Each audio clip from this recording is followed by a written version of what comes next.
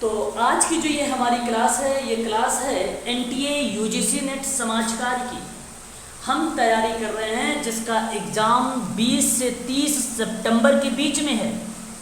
समाज कार्य की बात कर रहे हैं द्वितीय प्रश्न पत्र पर। मैंने आप लोगों से जून 2014 समाज कार्य का जो द्वितीय प्रश्न पत्र है, इसमें 25 प्रश्नों पर चर्चा कर चुका हूँ।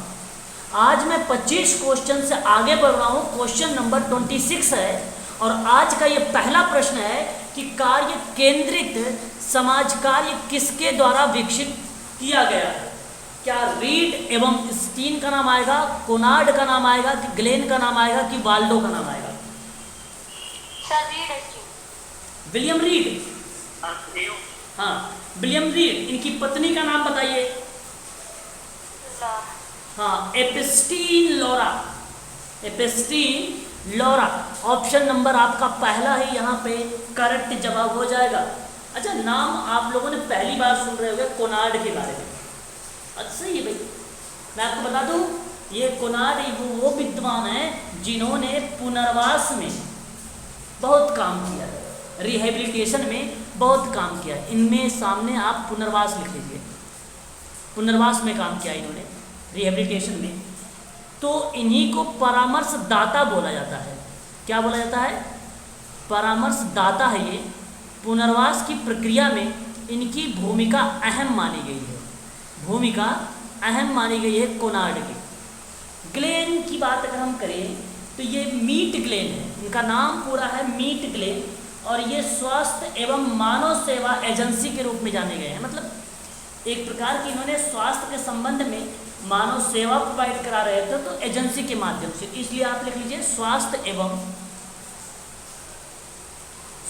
एवं, है ना, बात को समझिएगा सभी लोग। स्वास्थ्य एवं मानव संस्था एजेंसी, आप संस्था कह लीजिए या सेवा कह लीजिए। सेवा कहिए तो बेटर रहेगा। मानव सेवा एजेंसी। और जो वाल्डो हैं, वाल्डो का नाम बेसिकली मेडिकल सोशल वर्क में आता है और मेडिकल सोशल वर्क में इन्होंने संघ का नेतृत्व कर रहे थे। तो एक प्रकार से टीम का नेतृत्व कर रहे थे, टीम की नेतृत्व कर रहे थे। तो ये आप ध्यान रखिएगा। और ये कहाँ पर कर रहे थे? तो मेडिकल सोशल वर्क में कर रहे थे। मेडिकल सोशल वर्क में कर रहे थे। तो ये तीन नाम तो आपको नया मिला है, ध्यान रखिएगा। लेकिन एग्जाम में वाल्डो से नहीं पूछा जाएगा, नहीं ग्लेन से पूछा जाएगा, नहीं कोनार्ड से पूछा जाएगा। पूछा जाएगा विलियम रीड और एपिस्टीन लौरा के बारे में पूछा जाएगा। ऑप्शन नंबर पहला ही आपका करेक्ट हो जाएगा। पहला ही आपका करेक्ट हो जाएगा। मेडिकल सोशल वर्क के संस्थापक कौन है? तो आपके दिमाग में आता है Goldstein, medical social work का। जब चिकित्सा समाज कार्य की बीजिंग की बात करता हूँ, कहाँ पर? बीजिंग। आवाज क्लियर है नेहा? बीजिंग। हाँ, तो बीजिंग में 1921 में ईडा प्राइड का नाम सुना होगा। ईडा प्राइड का नाम आता है बीजिंग में, मेडिकल सोशल वर्क में। और साइको मेडिकल सोशल थेरेपी की बात जब करते हैं हम लोग, साइको मेडिकल थेरेपी के बारे में, तो हमारे सामने नाम आता है बीगेन का नाम। किसका नाम आता है? बीगेन का नाम। याद रखिएगा, ये भी नाम आप सबके लिए इम्पोर्टेंट है, बीगेन, है ना। ये साइको मेडिकल सोशल थेरेपी। ठीक है, बात को समझिए केवल। अभी मैं आपको प्रश्नों से रूबरू करवा रहा हूँ, है ना, कॉन्सेप्ट भी चलेगा। देखिए, मानक विचलन की विशेषता कौन सी नहीं है? अब बात पता होना चाहिए मानक विचलन। यदि मानक विचलन पता है तो आप कर लोगे, अदरवाइज नहीं कर पाओगे। यदि आपको पता है तो आप कर लोगे, नहीं तो नहीं कर पाओगे। जरा मुझे बताने की कोशिश करिए मानक विचलन की विशेषता। सर इसका बी होना चाहिए, कौन सी नहीं है पूछा है। देखिए, मानक विचलन की विशेषता, यहाँ चिन्हों की कठिनाई से बचने के लिए अलग अलग विचलनों का वर्ग कर दिया जाता है। तो वही तो मानक विचलन है। भी मानक विचलन क्या है, यहाँ प्रश्न है नहीं की बात मैं करूँगा अभी आप लोगों से, लेकिन प्रश्न पहले ये समझिए कि मानक विचलन कहते किसको है। तो जहाँ कठिनाइयों से बचने के लिए अलग अलग विचलनों का वर्ग कर दिया जाए, कठिनाई से बचने के लिए वर्ग कर दिया जाए, वही मानक विचलन है। वही क्या है, वही मानक विचलन है। मानक विचलन सांख्यिकीय जनसंख्या पे डेटा या प्रायिकता वितरण के प्रसरण के वर्गमूल को मानक विचलन कहते हैं। किसी सांख्यिकीय जनसंख्या डेटा या प्रायिकता का मतलब था प्रोबेबिलिटी का वितरण के प्रसरण का वर्गमूल। एग्जाम में पूछा जाता है मानक विचलन किसको कहते हैं, तो एक ही लाइन में बोलिएगा, प्रसरण का वर्गमूल, प्रसरण के वर्गमूल को क्या बोला जाता है, विचलन। और वर्गमूल क्यों कर रहे हो, क्योंकि कठिनाई से बचने के लिए वर्ग कर रहे हो। बात सही है ना, कठिनाई से बचने के लिए तो कर रहे हो, बोलिए। हाँ।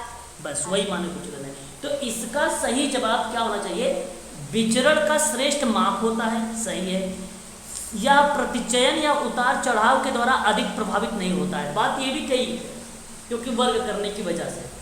और जब यह चरम मानों को ज़्यादा भार देता है, चरम मानों को, अच्छा जब मैं मानक विचलन पढ़ाऊंगा आप लोगों को, हालांकि रिसर्च के दौरान में वहाँ पे थोड़ा सा चर्चा कर दूंगा, परंतु आप ये ध्यान रखिए कि जब कोई चरम मतलब होता है मतलब ऊपर शीर्ष पर मान को ज़्यादा भार देता है, जो माध्य के समीप है उन्हें कम भार देता है, जो माध्य के समीप होगा वह कम भार देगा, जो चरम पर सबसे अधिक होगा वो ज़्यादा भार देगा। तो ये गलत है, ऐसा कोई स्टेटमेंट है ही नहीं। यहाँ पर बात उतार चढ़ाव की होती है तो प्रभावित नहीं होता, यही ये सैंपल के दौरान होता। तो यहाँ सैंपल लिखना चाहिए था, इसे सैंपल ना लिखकर इसने गलत कर दिया, जिसकी वजह से ये ऑप्शन गलत हो जाएगा। तो ऑप्शन नंबर सी ही आपका सही हो जाएगा, ऑप्शन नंबर जो होगा आपका ये सी वाला सही हो जाएगा। ये बेसिकली माध्य द्वारा श्रेणी के बनावट के बारे में मालूम करता है। आपको बता दूं, जो चरम मूल्य है, चरम मान जो है ना, इस लाइन को समझ लीजिए सभी लोग समझने की कोशिश करिए सभी लोग। यह प्रमाप विचलन की तुलना में चरम मूल्यों से कम प्रभावित होता है, मूल्यों से कम प्रभावित होता। अगर ऐसा लिखता तो सही था, तब सही था। इसने ज़्यादा भार दे रहा है, फिर समीप आने पर माध्य के कम कर रहा है, तो गलत दे रहा है। इसको लिखना चाहिए था कि तुलना में चरम मूल्यों को कम प्रभावित करता, तब सही था, और ये गलत है, ये गलत लिख दिया। अब यहाँ पे देखिए, यह दो या ज़्यादा समूहों से मिश्रित मानक विचलन का परिकल्पन या परिकलन या परिकल्पना करने का माप होता है, ये तो सही है। ऑप्शन नंबर 27 क्वेश्चन का सी वाला सही है, क्योंकि यही नहीं है, यही नहीं है, याद रखिएगा। क्वेश्चन नंबर देखिए जरा, आहार से संबंधित है, बताइए जरा, आहार से अंतर्ग्रहण को सीमित कर देने वाली विकृति क्या होती है?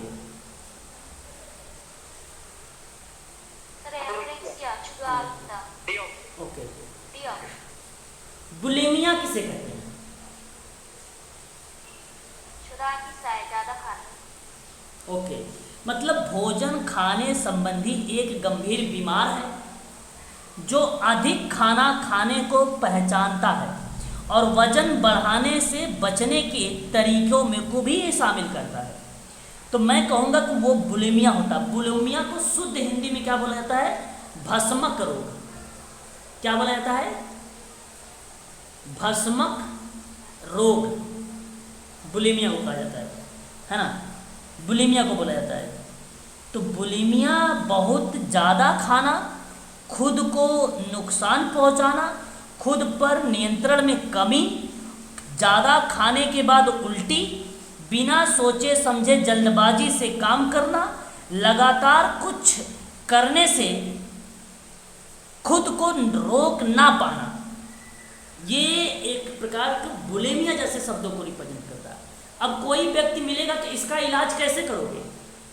इसको चिकित्सा दोगे, इसको चिकित्सा दोगे, संज्ञानात्मक व्यवहार का चिकित्सा दोगे, द्वंद्वात्मक बिहेवियर थेरेपी दोगे।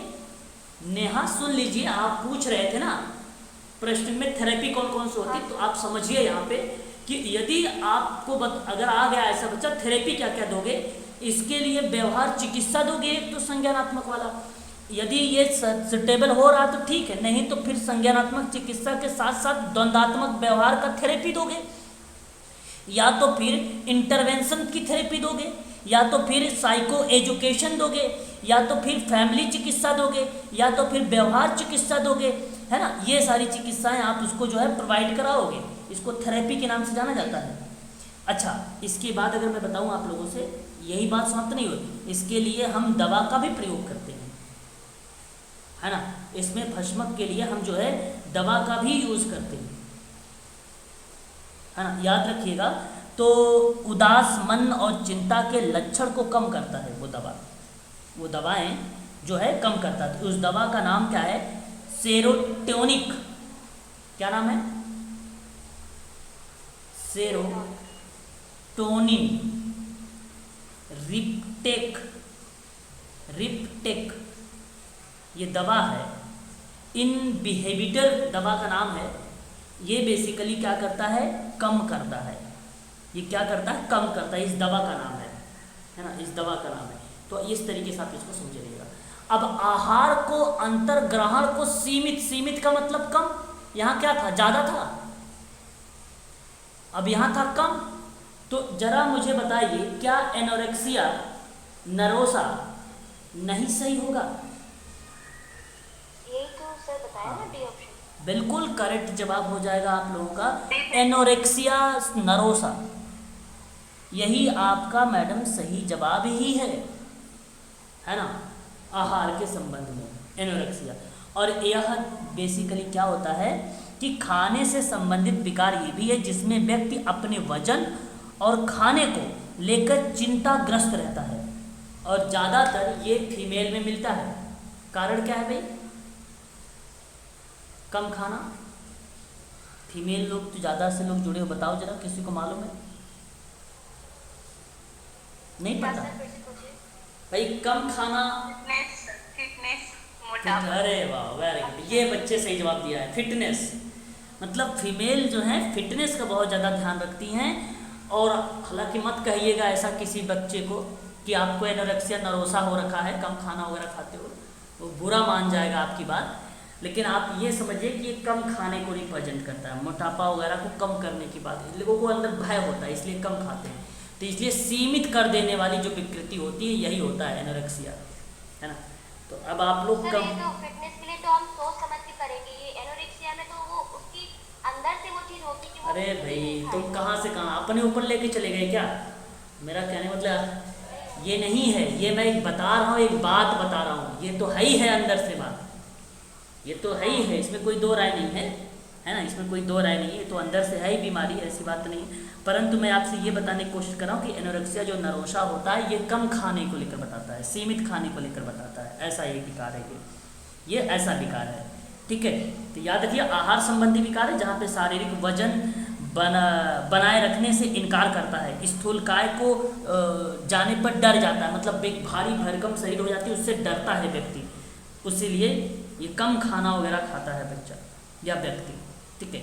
ये चीज़ें हो जाती हैं, तो उस चीज़ को आप लोग ध्यान रखिएगा। चलिए आगे बढ़िए और नेक्स्ट देखिए। अच्छा, ये द्विध्रुवी विकृति होता है, अभी मैंने आप लोगों को बताया था, अवसादग्रस्तता होता है ना, बाइपोलर डिसऑर्डर इसको कहा जाता है, अवसाद से संबंधित होता है ये। और बिंज खाने की विकृति, ये बिंज खाने की विकृति ऐसा कुछ है नहीं, ऐसा ही शब्द डाल दिया बस इसने, है ना, ठीक है। तो ये आप इसको छोड़ दीजिए, है ना, बिंज खाने की विकृति, ओके, बोलते रहिए, विकृति, यस सर, ठीक है, बहुत बढ़िया। तो ये एक प्रकार का जो है जो बीइंग अगर ईटिंग की बात करता है ना, तो वो बेसिकली अधिक खाने का विकार को ही रिप्रेजेंट करता है, ये भी आपका बिंज खाने की विकृति भी, परंतु ऐसा एक शब्द इसने डाला है, ईटिंग डिसऑर्डर से संबंधित है, तो ये भी ईटिंग डिसऑर्डर से ही है, ठीक है, ईटिंग डिसऑर्डर से ही है। आगे बढ़िए, क्वेश्चन नंबर 29, सर्वेक्षण हेतु अध्ययन में समाविष्ट किए जाने वाले तथ्यों की संख्या बताइए। 4 है, परिकल्पना है, चर है, परिकल्पना है, प्रतिदर्श का आकार है, समष्ट है। सर्वेक्षण के अध्ययन में बहुत सरल प्रश्न प्रतिदर्श है। का आकार होगा, प्रतिदर्श का आकार होना चाहिए। बिल्कुल, प्रतिदर्श का आकार ही सर्वे का अध्ययन में समाविष्ट किया जाने वाला तत्व की संख्या बताता है। तो आकार बताता है आपको कितना बड़ा आकार है ना। अब इसका मतलब ये नहीं कि आपने 1 लाख पर किया है ना। अब 1 लाख के अंतर्गत अगर आप जो 1 लाख की बात करते हैं वो समिष्ट है, समिष्ट है। लेकिन सर्वे में 1 लाख की बात यहाँ पे नहीं है। सर्वे है तो अध्ययन तो कर रहे हैं, हाँ। लेकिन अध्ययन करने वाले जो तत्व होंगे ये होंगे 100 वाले। ये आपकी ये सैंपल आया आपके सामने, ये सैंपल है और यही सैंपल आपका बनता है आकार। ऑप्शन नंबर सी आपका सही रहेगा। तो ये तत्व की संख्या बताती है, ये तत्व की संख्या है। ऑप्शन नंबर सी आपका करेक्ट रहेगा, है ना। ये तत्व की संख्या है, ये करेक्ट होगा। जिन वस्तुओं की संख्यात्मक रूप से समान दूरी होती है उन्हें श्रेणीगत करने के लिए, देखिए बहुत सरल प्रश्न है। जिन वस्तुओं की संख्यात्मक रूप से समान दूरी मतलब 5, 10, 15, समझिएगा समान दूरी, उन्हें श्रेणी करने के लिए जिसे मापी या पैमाने की संख्याओं का उपयोग किया जाता है तो उसे क्या कहते हैं। 1946 में स्टीवेंस ने कहा था। क्या नाम दिया था स्टीवेंस का? अंतराल क्रम सूचक आएगा ना सर, क्रम सूचक श्रेणीगत। हाँ, श्रेणीगत करना है उसको तो वो समान दूरी है ना, समान वो दूरी बोले। अंतराल वो होगा, पहले से है। वो अंतराल होगा, क्रम सूचक नहीं होगा। इस क्रम सूचक नहीं होगा, गलत हो जाएगा आपका क्रम सूचक। ये अंतराल होगा। ये क्या होगा? अंतराल होगा। अंतराल होगा। अंतराल मापनी में मैडम सिंपल सी बात थी, मैंने सिंपल सी चीजें कहा कि वस्तुओं की संख्यात्मक रूप में 10 से 20 से 30 ऐसे हाँ। करेंगे, जो बीच का गैप होता है वही अंतराल होता है। हाँ, यही अंतराल है। 5 मैंने शुरुआत में बोल दिया था, जैसे मैंने समान दूरी बोला था मैंने तुरंत बनाया भी था 5, 10। आपको समझ जाना चाहिए था ये क्रम नहीं है, ये क्रम नहीं आपकी है। आपकी बात समझ गए सर, पर आप ये बताइए उसमें लिखा है क्या? जिनकी समान दूरी होती है। अब समान दूरी में वो दिए गए पर उनको आप श्रेणीगत करना है तो उसके लिए तो फिर क्रम सूचक ही लगाएंगे ना। अंतराल में तो वो दिए गए हैं, अंतराल के रूप में दिए गए हैं, अब उनको श्रेणी में लगाओ तो क्या करेंगे? क्रम सूचक नहीं लगाएंगे। नहीं, गलत हो जाएगा आपका। समान दूरी से आप कैसे क्रम सूचक पे जा सकते हो? आप यदि आप जा रहे हो तो आप समझ नहीं पाए हो फिर तो, है ना। स्टीवेंस की मापनी है, बात को समझिएगा।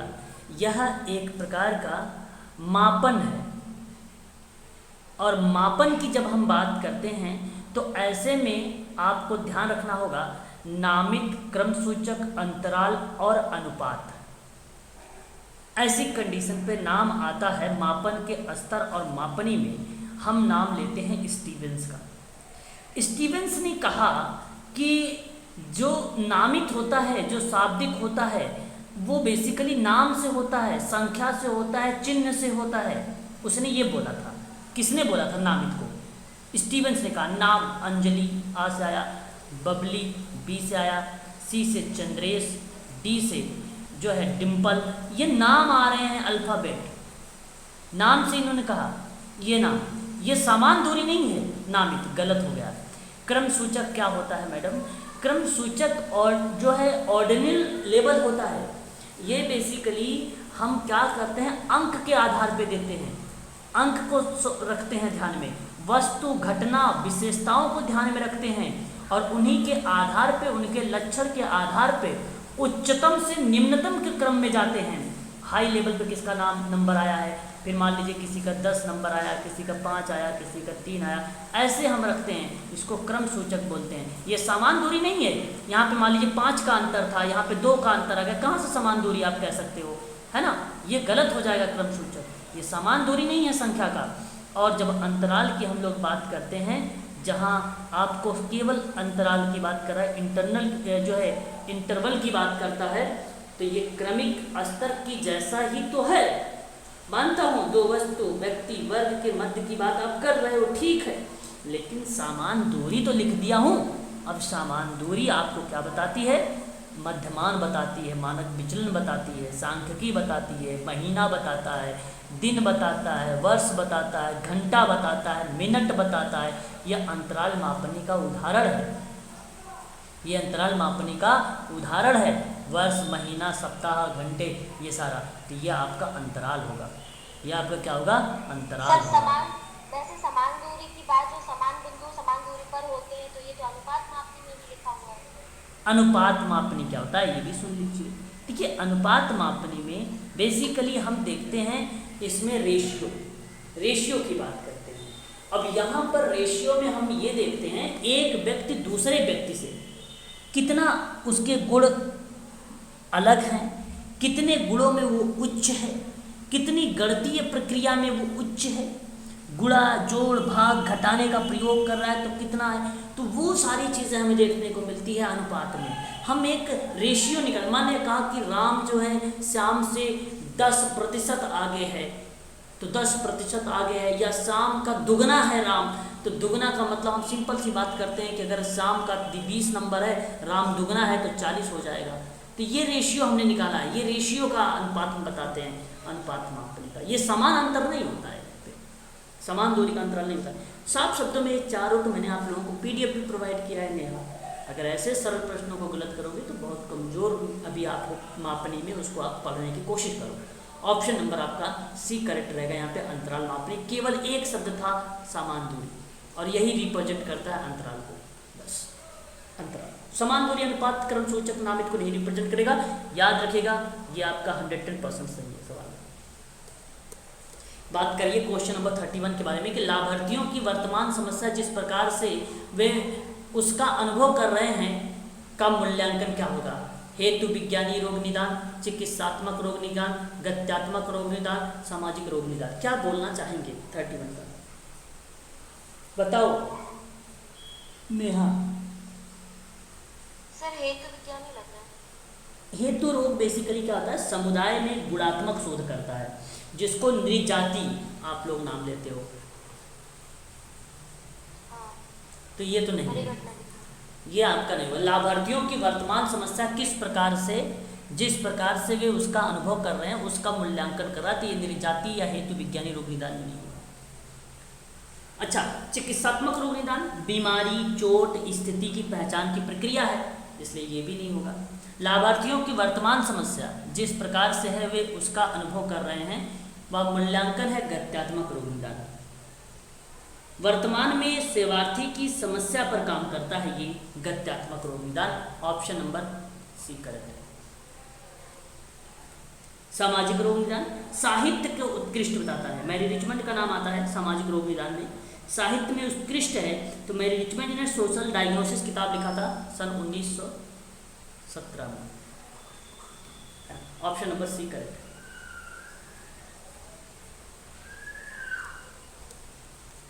समुदाय की प्रकृति क्या नहीं है, मतलब समुदाय का नेचर क्या नहीं है, बताइए। व्यक्तिवादी। समुदाय की प्रकृति, और आपको ये पता होना चाहिए, ध्यान भी रखना होगा आप लोगों को, है ना। समुदाय के परिप्रेक्ष्य में काफ़ी इम्पोर्टेंट टॉपिक है आप सबके लिए, और ये एग्ज़ाम में भी प्रश्न बनकर आता है ना? समुदाय को लेकर, तो जो समुदाय की प्रकृति है, यानी एक प्रकार की उसकी विशेषताओं जो है समुदाय की, उसको हम रिप्रेजेंट करते हैं। तो भौगोलिक क्षेत्र की बात करता है, ये आप जानते भी हैं। समुदाय की परिभाषा ही एक ऐसी बताई गई कि समुदाय व्यक्तियों का वह समूह है जो सन्निकट भौगोलिक क्षेत्र में रहता है, जिसकी गतिविधि और हितों के समान केंद्र हो, और जो जीवन के प्रमुख कार्यों में इकट्ठे मिलकर कार्य कर रहा हो, वही समुदाय कहलाती है। तो समुदाय एक सामाजिक समूह है जिसमें हम की भावना की कुछ मात्रा हो और एक निश्चित क्षेत्र हो, वही समुदाय होता है। तब हम समुदाय की एक निश्चित भूभाग की बात करते हैं, जिसको भौगोलिक कहते हैं। व्यक्तियों के समूह की बात करते हैं, जिसको हम समुदाय कहते हैं। सामुदायिक भावना की बात होती है तो समुदाय कहते हैं। सर्वमान्य नियम होता है, उसको सर्वमान्य नियम या संबंध होता है, उसको हम कहते हैं। स्वतः उत्पत्ति होता है, उसको कहते हैं। और विशिष्ट नाम होता है, उसको बोलते हैं। अस्थायित्व होता है उसको बात करते हैं, समानता होता है, सामाजिक अंतःक्रिया होती है, ये सारी चीज़ें क्या कहलाती हैं, समुदाय की प्रकृति कहलाती हैं। इसलिए आपकी ये प्रकृति है और नहीं में आपका व्यक्तिवाद है, नहीं में आपका व्यक्तिवाद है। ऑप्शन नंबर डी सही है। क्लियर हो गया? हाँ सर। आगे बढ़िए। स्वयं सहायता समूह। स्वयं सहायता समूहों के संबंध में निम्नलिखित में से सही अनुक्रम क्या होना चाहिए? आप स्वयं सहायता समूह के बारे में जानते भी हैं, आपस में अपनापन रखने वाले एक जैसे सूक्ष्म उद्यमियों का ऐसा समूह है जो अपनी आय से सुविधाजनक तरीके से वंचित करने और उनको समूह के सम्मिलित फंड में शामिल करने और उसे समूह के सदस्यों को उनकी उत्पादक और उपभोग ज़रूरतों को समूह द्वारा तय ब्याज अवधि शर्त दिए जाने के लिए आपस में सहमत की जो प्रक्रिया है वही स्वयं सहायता समूह है। अब स्वयं सहायता समूह के अंतर्गत कहा है कि क्रमबद्ध चरण बताइए, तो आप ध्यान रखिएगा, काफ़ी इम्पोर्टेंट सवाल है ये। सबसे पहले आपका आता है प्रतिपालन और सशक्तिकरण के लिए प्रशिक्षण और क्षमता निर्माण करना। तो नंबर 1 पर आपका क्या बन जाएगा? नंबर 1 पर बन जाएगा क्षेत्र की पहचान। हाँ सर। क्षेत्र की पहचान बन जाएगी और सर्वमान्य हितों के साथ महिलाओं के एक समूह गठित हो जाएगा, तो सेल्फ हेल्प ग्रुप बन जाएगा। तो नंबर 1 ये हो जाएगा आपका। नंबर 2 की बात करेंगे तो समूहों के साथ नियमित सभाओं का आयोजित करना हो जाएगा। ये नंबर 2 पर आपकी प्रक्रिया जो है संचालित हो जाएगी। नंबर 3 पे बात करेंगे तो नंबर 3 पर बात आ जाएगा योगदान के लिए राशि का फैसला करना और धन एकत्रित करना। ये प्रक्रिया आपका नंबर 3 पर हो जाएगी। नंबर 4 पर आ जाएगा उधार देना, भुगतान और खाता एवं रिकॉर्ड बनाए रखना। ये नंबर 4 की बातें आ जाएंगी। नंबर 4 आपका क्या कहलाएगा? 1। और यहाँ पे 3 आ जाएगा, 2 आ जाएगा, फिर 5 आ जाएगा, फिर 1 हो जाएगा। फिर उसके बाद अगर हम बात करते हैं तो आपका लास्ट बचेगा क्या? 4था नंबर, ये लास्ट आ जाएगा आपका कि प्रतिपाल और सशक्तिकरण के लिए प्रशिक्षण और क्षमता का निर्माण शुरू हो जाएगा। आपका यही स्टेप है 3 2 5 1 4। 3 2 5 1 4 ऑप्शन नंबर सी में है। ऑप्शन नंबर सी में। यहाँ तक कोई दिक्कत तो नहीं हो रही है किसी को? तनुजा जरा बताएं। ये प्रश्न है, ऐसे प्रश्न यूजीसी में पूछे जाते हैं। अभी जब आप पढ़ेंगे सेल्फ हेल्प ग्रुप वगैरह में तो आपको ये और अच्छे से समझ में आएगा। बेसिकली जब कोई आप सेल्फ हेल्प ग्रुप बनाते हो ना तो उसके लिए आपको सबसे पहले क्षेत्र की पहचान करनी पड़ेगी, फिर आपको सभा आयोजित करना होगा। पहचान कर लिया, वहाँ पे सभा कर लिया, फिर उसके बाद आपने रिकॉर्ड बनाना वगैरह रखना शुरू कर देंगे। फिर उसके बाद आप लोग को क्या करना, राशि का कितनी धनराशि लगेगी, मतलब कितना धन एकत्रित करना है, ये सारी चीज़ें रिसोर्सेज को लेकर करेंगे। फिर लास्ट में क्षमता का निर्माण कर देंगे और फिर उन्हें प्रशिक्षण देना प्रारंभ कर देंगे। इस तरीके से समूह सहायता जो है स्वयं सहायता समूह का क्रम माना जाता है। यही आपका सही रहेगा ऑप्शन नंबर 7 वाला।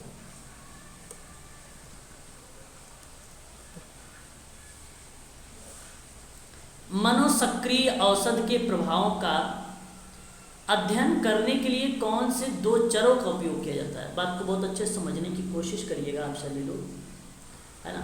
मनोसक्रिय औषध समझिए,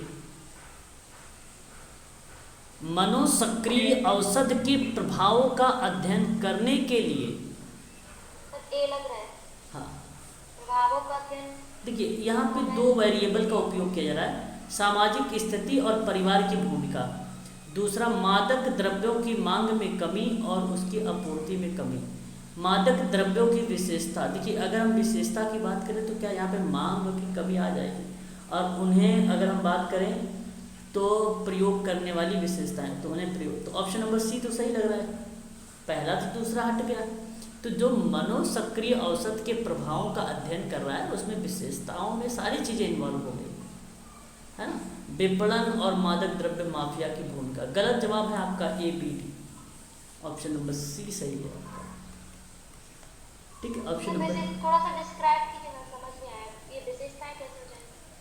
देखिए मादक द्रव्यों की विशेषता ये आपको ये बताती है कि मनोसक्रिय औषध के प्रभाव का अध्ययन, हम अध्ययन तभी कर पाएंगे अच्छे से जब हमें मादक द्रव्यों की विशेषताएं समझ में आएगी, और वह मादक द्रव्य कौन कौन से हैं जो प्रभावित कर रहे हैं, जो प्रभावित कर रहे हैं। तो ये एक प्रकार का मादक द्रव्य व्यसन का है जहाँ पे दुष्परिणाम प्रभाव डाल रहा है। तो ये वेरिएबल्स में ऑटोमेटिक मादक द्रव्यों की विशेषता जैसे आप पढ़ोगे ना तो वो सारे औषधि आ जाएंगे। परिवार सामाजिक स्थिति एक पार्ट है उसका एक पार्ट है। बेसिकली देखो इसकी 4 विशेषताएं हैं, ध्यान रखिएगा 4 विशेषताएं। नंबर 1 विशेषता ये है कि मादक द्रव्यों के प्रभाव पर मानसिक और शारीरिक निर्भरता पैदा होती है। मादक द्रव्यों के प्रभाव पर मानसिक और शारीरिक निर्भरता पैदा होती है, पहली विशेषता है। दूसरी बात अगर हम लोग करें आप लोगों से कि इसमें मादक पदार्थ ग्रहण करने की शरीर द्वारा तीव्र इच्छा और आवश्यकता व्यक्त की जाती है, जिसे वह हर संभव साधन द्वारा प्राप्त करने का प्रयत्न करता है। ये आपकी दूसरी विशेषता है। यह व्यक्ति और समाज का हानिकारक प्रभाव डालता है, ये तीसरी विशेषता है। और चौथा है कि इसमें खुराक की मात्रा में उत्तरोत्तर वृद्धि की प्रवृत्ति पाई जाती है, ये चौथी विशेषता है। तो 4 बातें ही हैं इन विशेषता में शामिल की गई हैं जो बताता है ये पूरा का पूरा स्टेटमेंट मनोसक्रिय औषध के प्रभाव का अध्ययन का। शारीरिक प्रभाव, मानसिक बीमारी, है ना, कार्य क्षमता, दुर्घटना, ये सारी चीजें होती हैं। ये सारी। अब मान लो कोई व्यक्ति आपको मिल गया, है ना, मादक द्रव्य व्यसन वाला समस्या वाला व्यक्ति मिल गया, तो कैसे समाधान करोगी बताइए जरा। Tanuja Uttarakhand medical social work में ज्वाइन है, कोई मिला ऐसा व्यक्ति? आप बताओ कैसे काम किया था।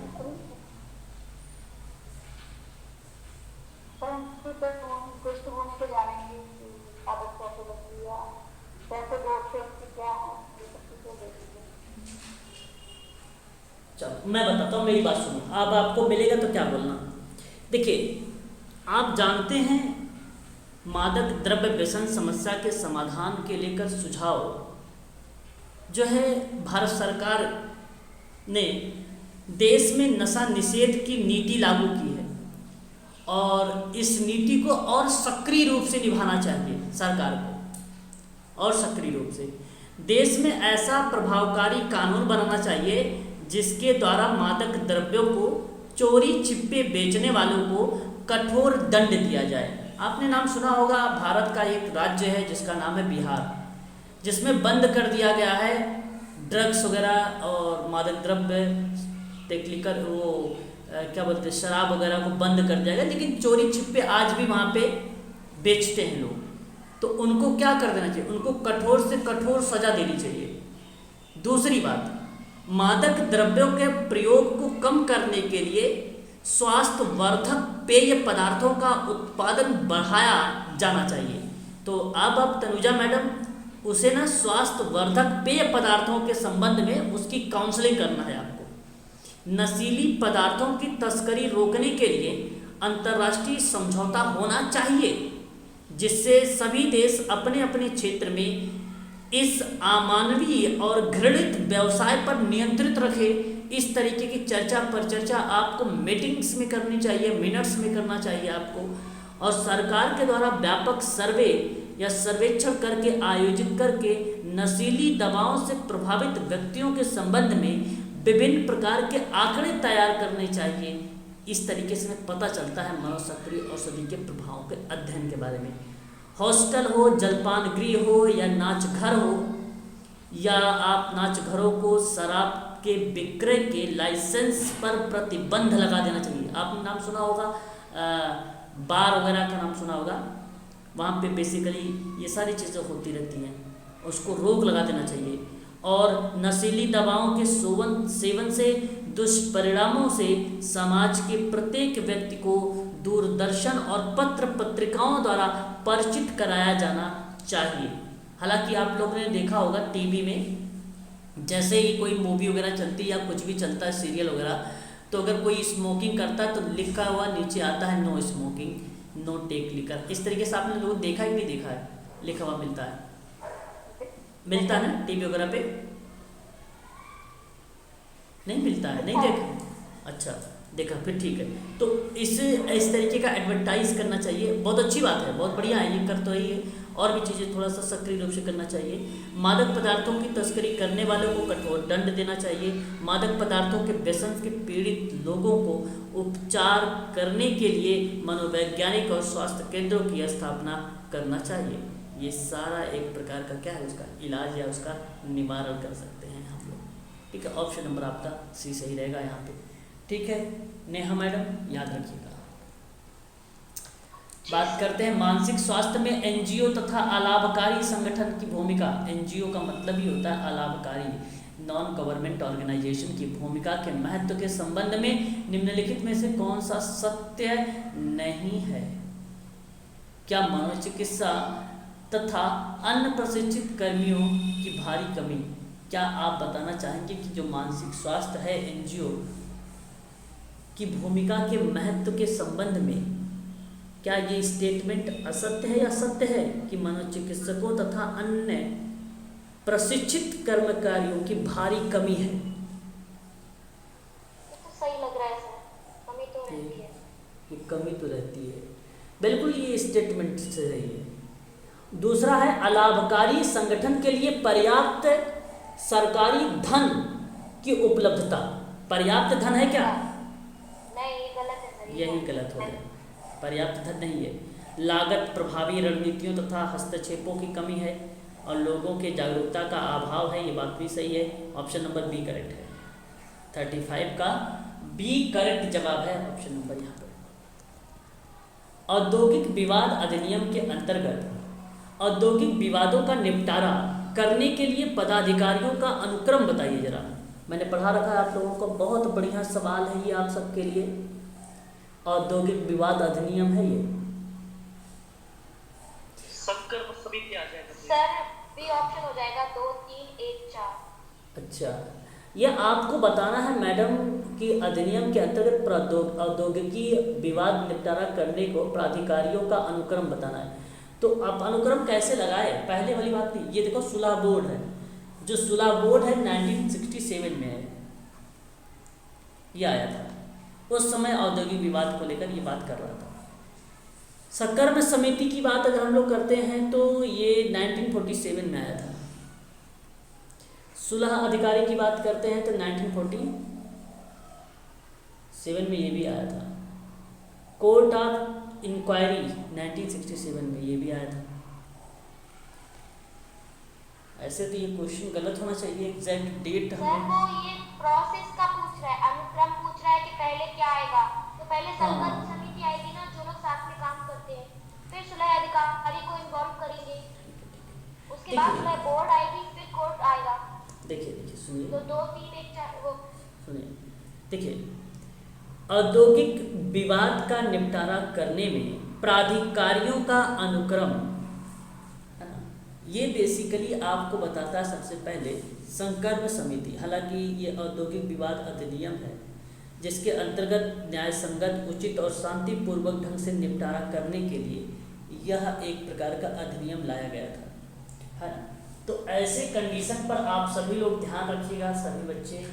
यहाँ पर जो होगा उसके उद्देश्यों की अगर हम लोग बात करें, परिपेक्ष की बात करें, तो कहता है कि गैर कानूनी हड़ताल तालाबंदी को रोकना है, सामूहिक सौदेबाजी को बढ़ाना है, कर्मचारियों को दशा को सुधारना है, ऐसी बात करता है। तो इसके लिए सरकार अवसर आने पर एक समझौता बोर्ड का गठन करेगी, अध्यक्ष और 2 या 4 जैसा उपयुक्त सरकार उचित इसको जो समझेगी उसको फिर क्या करती है, लागू करेगी।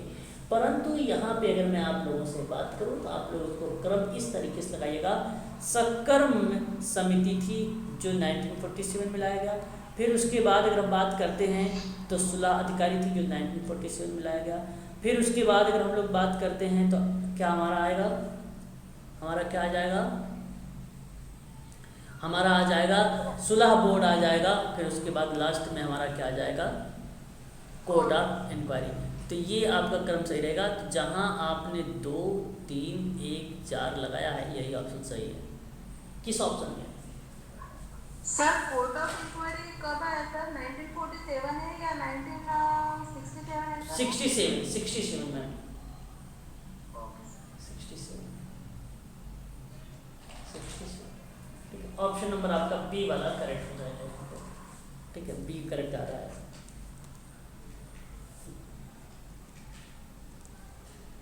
सोशल केसवर्क प्रक्रिया को उचित क्रम में व्यवस्थित करिए।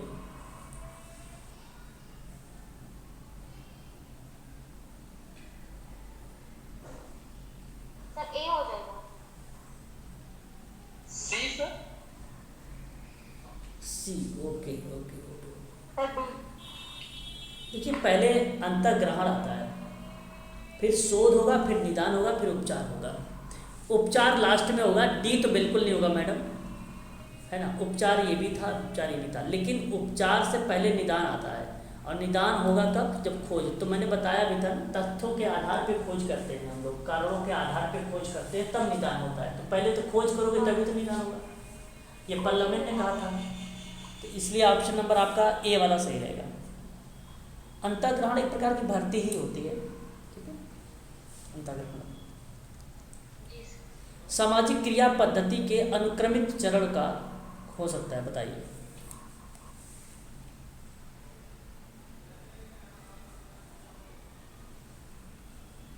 पहले जागरूकता आएगा। ओके, 2, 3, 4 1। यहाँ आपने सही जवाब लामबंदी, फिर जन कार्रवाई। दिया। ये आपने सही बोला है। पहले जागरूकता आ जाएगा, फिर उसके बाद सुग्राही करना, सुग्राही बनाना, संवेदनशील बनाना, फिर उसके बाद लामबंदी हो जाएगा आपका, फिर हो जाएगा कार्रवाई आपका लास्ट में। जन कार्रवाई, मतलब क्रिया करना, जन कार्रवाई हो जाती है ना। तो ये सामाजिक क्रिया पद्धति है ना, समझ रहे हो ना, है कि नहीं। सामाजिक क्रिया की पद्धति का चरण है ये। और जब हम सामाजिक क्रिया के पद्धति के चरण की बात करते हैं तो ये यही बताता है कि पर्यावरण में परिवर्तन लाना। सोशल एक्शन का मतलब क्या बताया जाता है, सामाजिक क्रिया में व्यक्तिक, सामूहिक, सामुदायिक प्रयास है जो समाज कार्य के दर्शन और अभ्यास की सीमा के अंदर किया जाता है, जिसका उद्देश्य सामाजिक उन्नति करना, सामाजिक नीतियों को परिवर्तित करना, सामाजिक विधान, स्वास्थ्य और कल्याण संबंधी सेवाओं में उन्नति करना ही आपकी क्या कहलाती है, सामाजिक क्रिया कहलाती है। तो सामाजिक क्रिया का सही जवाब जो माना जाएगा वह आपका ऑप्शन नंबर बी माना जाएगा, यही करेक्ट हो जाएगा। जागरूकता, संवेदनशीलता, लामबंदी और जन कार्रवाई, ऑप्शन नंबर सेकंड आपका सही रहेगा, बी वाला। बात करेंगे मनोदैहिक समस्याओं के समाधान हेतु व्यक्तिक कार्यकर्ता के द्वारा उन पर विचार किया जाता है। हाँ सर। तो अगर मैं बात कर रहा हूँ आप लोगों से, मनोदैहिक समस्याओं के समाधान हेतु व्यक्तिक कार्यकर्ता के द्वारा उन पर विचार किया जाता है, तो ये ठीक है, ये ऑप्शन आपका सही है। व्यक्ति की शारीरिक दशाओं पर मनोवैज्ञानिक पहलू प्रभाव डाल सकता है क्या? बिल्कुल डाल सकता है, हाँ सर। डाल सकता है। और मनोदैहिक क्या शारीरिक आवश्यकताओं से है कि नहीं? है ना सर, दैहिक लिखा हुआ है। दैहिक लिखा हुआ है, इसलिए मैस्लो का संधान पे चले तो यह है। तो व्याख्या होगी या नहीं? होगी सर। व्याख्या होगी। आपका सही जवाब ऑप्शन नंबर ए है। आर ए की सही व्याख्या भी कर रहा है, ठीक है, याद रखिएगा। बात करते हैं क्वेश्चन नंबर नेक्स्ट। वैज्ञानिक परिकल्पना परिघटना की प्रस्ताविक व्याख्या है जिसका अभी भी कड़ाई से परीक्षण करना है। सही है सर। सही, जी सर। सही है सर। यहाँ पे स्टेटमेंट ये आपका सही रहेगा। कर्मकारी कार्यकारी कार्यकारी परिकल्पना आंतरिक के रूप में स्वीकृत परिकल्पना है जिसे आगे और शोध के लिए प्रस्तावित किया जा है या करता है। सही है, नहीं लग रहा सही। नहीं सही है, दोनों सही है, ए आर दोनों सही है और इसका सही जवाब हो जाएगा ऑप्शन नंबर बी, व्याख्या भी होती है। क्योंकि वैज्ञानिक परिकल्पना परिकल्पना का एक व्याख्या है जिसके अभी भी कड़ाई से परीक्षण करना होता है। तो परिकल्पना जो है आंतरिक रूप में स्वीकृत और परिकल्पना है जिसके आगे और शोध के लिए प्रस्तावित किया गया है। तो यहाँ पे सही जवाब हो जाएगा ऑप्शन नंबर बी। जनजातीय लोग बिखरे या बिछतरे हुए निवास स्थानों में रहते हैं, क्या कहना समझेंगे? सही है, सही है, बिल्कुल सही है। अन्य समाजों की तुलना में जनजातीय समाज विलग है, सही है। ये भी सही है। दोनों स्टेटमेंट सही है, इसलिए आपका ऑप्शन सही हो जाएगा, पहला वाला ए आर दोनों सही है। समूह के उद्देश्य को प्राप्त करने के लिए सामाजिक समूह का कार्य रिकॉर्डिंग महत्वपूर्ण होती है, सही है, हाँ, बिल्कुल। और रिकॉर्ड्स कर्मकार के भविष्य के लिए कार्यक्रम तैयार करना और कार्य योजना बनाने के लिए समक्ष बनाते सही हैं। है। ये भी सही। ये भी सही, ये भी सही। व्याख्या व्याख्या भी हो रही है। रिकॉर्ड कार्यक्रम कार्यकारी जो है ना, कर्मकार को भविष्य के लिए कार्यक्रम तैयार करने के लिए कार्य योजना बनाने के लिए समक्ष बनाते हैं, जहाँ पे सामाजिक समूह कार्य में रिकॉर्ड महत्वपूर्ण माना जाता है, बिल्कुल सही। यहाँ पर व्याख्या is the right answer, option number C correct हो जाएगा। क्वेश्चन नंबर 42 का ऑप्शन नंबर सी करेक्ट रहेगा। एक बार जरा मुझे बताइए कि कार्य न्यायोचित और मानवीय स्थितियों तथा मातृत्व हितलाभ का प्रावधान किस अनुच्छेद में है? 42 सर, अनुच्छेद 42। हाँ सर, 42। अनुच्छेद 42, यानी आपका अनुच्छेद 42 इसको रिप्रेजेंट कर देगा। कार्य का अधिकार, शिक्षा का अधिकार और कुछ मामलों में सार्वजनिक सहायता का अधिकार। 41 41 ओके। और कर्मकारों के लिए जीवन निर्वाह मजदूरी 43। ग्राम पंचायत का गठन 40। मिला दीजिए, पहले का 4 हो जाएगा, बी का 2 हो जाएगा, सी का 3rd का डी हो जाएगा, अरे बी का 2, ए का 3 हो जाएगा, हाँ ए का 3 और आपका ए बी सी, डी का क्या हो जाएगा? डी का 1, 3 2 4 1, 3 2 4 1 ऑप्शन नंबर सी में है।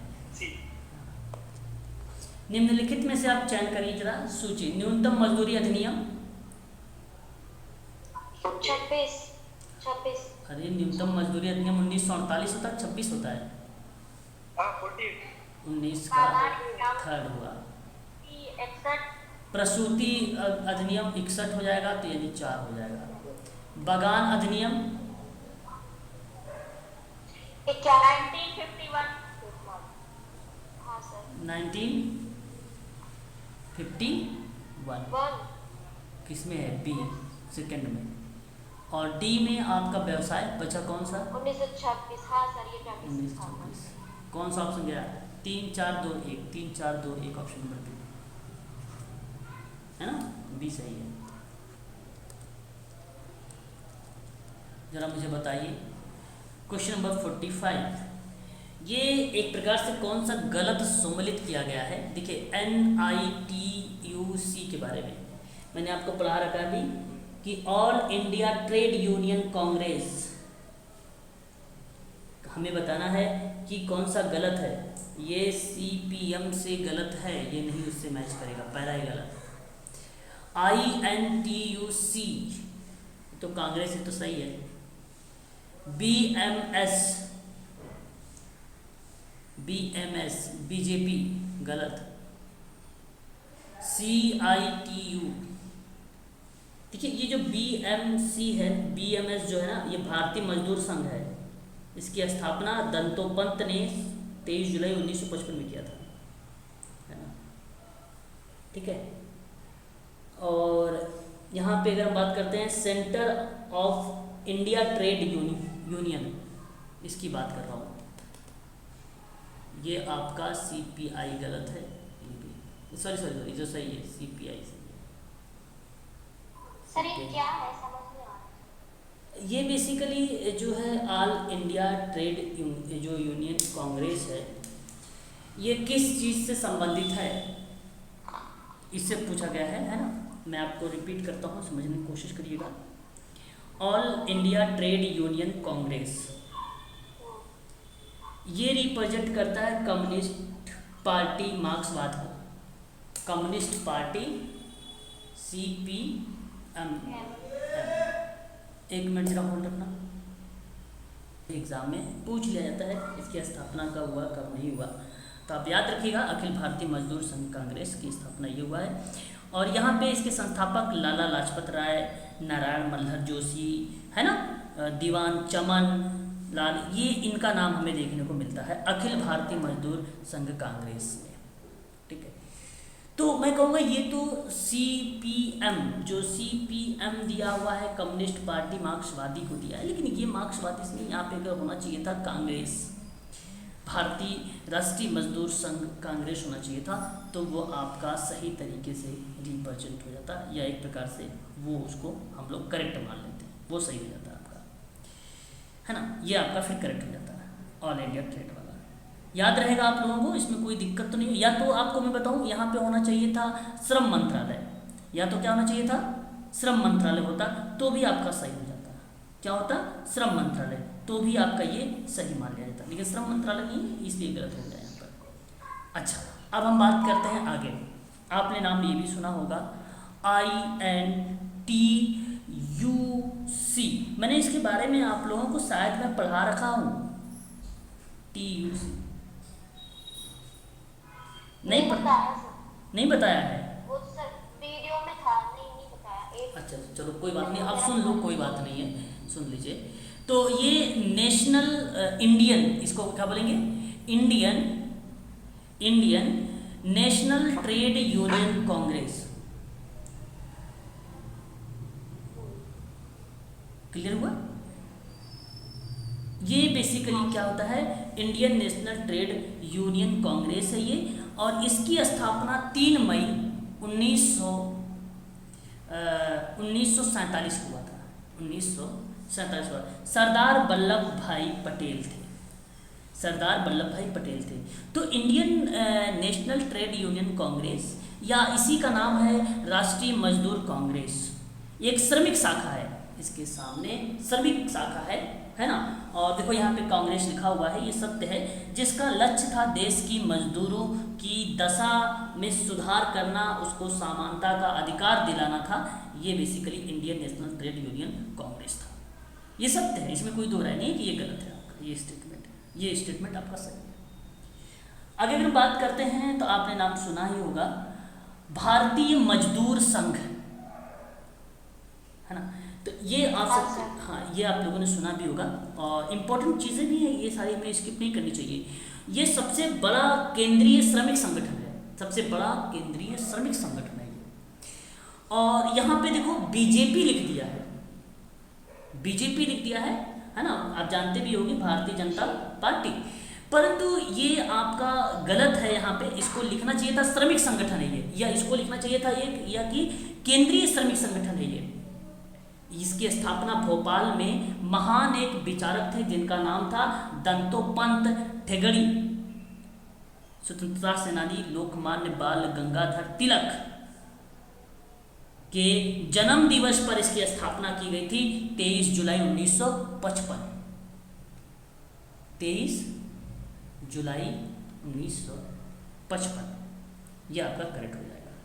तो ये गलत है, यहाँ पे इसको क्या लिखना चाहिए था, इसको लिखना चाहिए था केंद्रीय श्रमिक संगठन, गलत लिख दिया, बीजेपी लिख दिया। मतलब ये देखो कांग्रेस, बीजेपी, सपा, पार्टी लिख रहा है ये ऑप्शन में, ताकि आप कंफ्यूज हो, पार्टी वगैरह से रिप्रेजेंट नहीं होता है, ठीक है, ऐसी चीजें।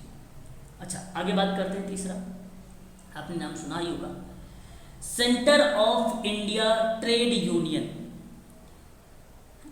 यह एक प्रकार का अगर हम बात करें आप लोगों से, ये क्या है आप जानते हैं क्या? 1970 में इसकी स्थापना की गई थी। इसकी स्थापना कब की गई थी? CITU की स्थापना कब की गई थी? 1970 में से नहीं 70 में 1970 में की गई। 75 बताया था, 75 बताया था सर सीटों का। 75 बताया कि 70? 5 याद आ रहा है सर, कंफर्म नहीं हूँ मैं भी।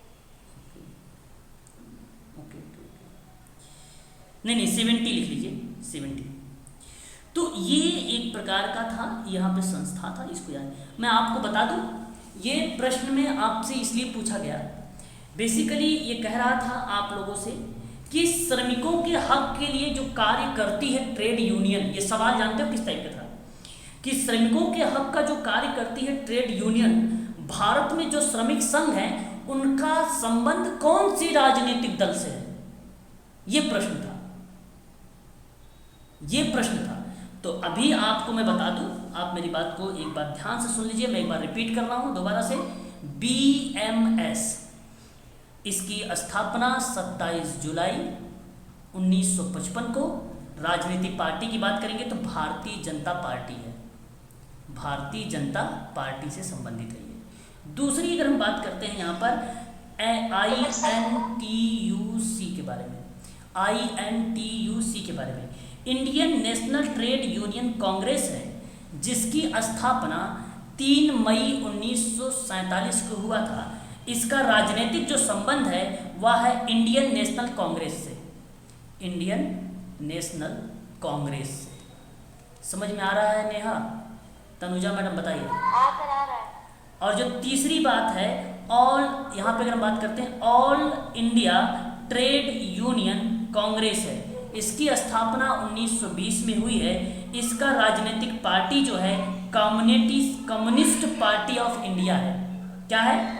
कम्युनिस्ट पार्टी ऑफ इंडिया है, याद रखिएगा। यहाँ पे ऑप्शन में गलत आ गया, CPM था, ये गलत था। तीसरी बात अगर हम करते हैं, तीसरी नहीं चौथी बात अगर हम लोग करते हैं तो HMS है। HMS का नाम सुना है? हिंदू मजदूर सभा। हिंदू मजदूर सभा जो है 24 दिसंबर 1948 की स्थापना हुई। राजनीतिक संबंध था इसका समाजवादी पार्टी से, समाजवादी पार्टी से। बात करते हैं नंबर 5 पर। नंबर 5 जो हमारे सामने है C2, ये आप जानते हो centre of India trade union था, जिसकी स्थापना 1970 में हुई थी। इसका राजनीतिक संबंध किससे है? CPM से है। किससे है? CPM से है, कम्युनिस्ट पार्टी मार्क्सवादी से। बात करते हैं नंबर 6 पर, और नंबर 6 जो हमारे सामने है वो है AIUTUC, मतलब all India United trade union centre. इसका स्थापना 26 अप्रैल का था। इसकी स्थापना 26 अप्रैल 1958 का था, 1958 का था। और इसका राजनीतिक संबंध किससे है? Socialist union centre of India. Socialist जो है unity socialist unity of India से था। नंबर 7 पे बात कर लेते हैं हम लोग।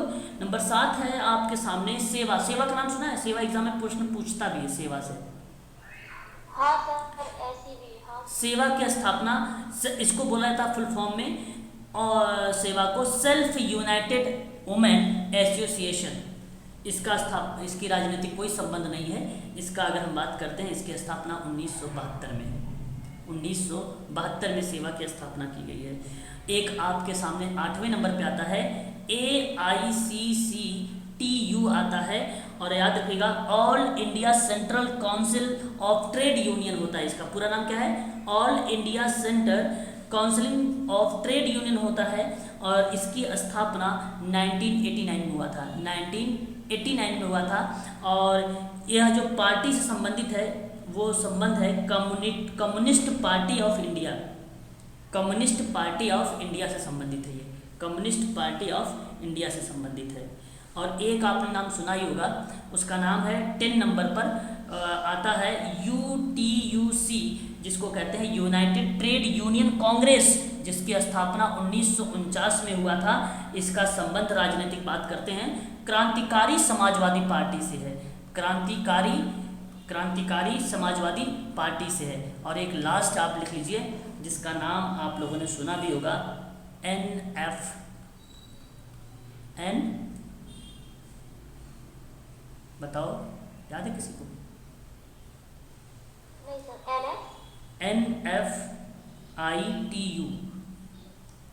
NFITU, धनबाद, या DH कर लीजिए, DHN। इसका पूरा नाम नेशनल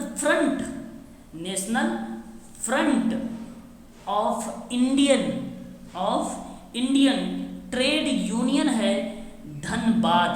क्या नाम है उसका? धनबाद। और इसकी स्थापना 1969 में हुआ था। किसी राजनीतिक पार्टी से संबंधित नहीं था। तो ये टोटल मैंने 11 पार्टी का नाम बताया आप लोगों से। किससे संबंधित था? ये श्रमिकों के हक के परिप्रेक्ष्य में काम करता था। अब ये याद रहेगा ना आप लोगों को? बता दीजिए, बोल दीजिए। हाँ सर, अच्छे से और लिखना पड़ेगा। हाँ, आप देखिए क्वेश्चन नंबर 46 से लेकर है जेंडर से लेकर, मैंने ये ट्रिक बता रखा है, ये आप लोग करके मुझे दिखा दीजिएगा बाद में, ठीक है ना। आज के लिए बस इतना ही रखिए, कल आगे बढ़ेंगे नेक्स्ट क्वेश्चन को लेकर, ठीक है। बाकी मैं इस पे चर्चा आप लोगों से करता भी रहूँगा, है ना, कोई दिक्कत नहीं होगी। तो ये बहुत इंपॉर्टेंट क्लास थी आज की आप सबके लिए, वेरी मोस्ट इम्पॉर्टेंट। यहाँ से एग्जाम में ज़रूर प्रश्न पूछे जाते हैं हर बार, है ना। चलो आज के लिए बस इतना ही।